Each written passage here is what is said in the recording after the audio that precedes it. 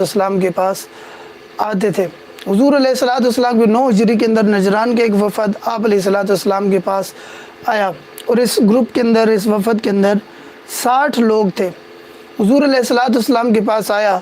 اور ان کے آنے کا سبب یہ تھا کہ جب مکہ فتح ہو کر عرب کی ساری آبادی، یمن کے کچھ علاقے بھی مسلط کی تسلط میں آ گئے ہیں،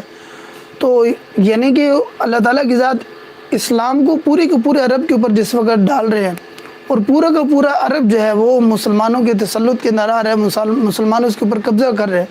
تو ان کو یہ ڈر ہوا کہ یہ جو یمن کا علاقہ ہے، ہمارا علاقہ ہے، یہاں پر بھی جو ہے یہ مسلمان آ جائیں گے، اور یہاں پر آ کر انہوں نے جو ہے وہ ہمارے اوپر قبضہ کر لینا ہے، اس لیے جا کر ان کے ساتھ کسی معاملے کے اوپر جا کر ڈیل کر لیں۔ تو انہوں نے کہا کہ لہٰذا ہم آپ سے الگ تھلگ نہیں رہ سکتے ہیں، اور مسلمانوں کے ساتھ لڑ بھی نہیں سکتے ہیں، اس لیے جا کر ان لوگوں نے کہا کہ ہم جا کر حضور علیہ السلام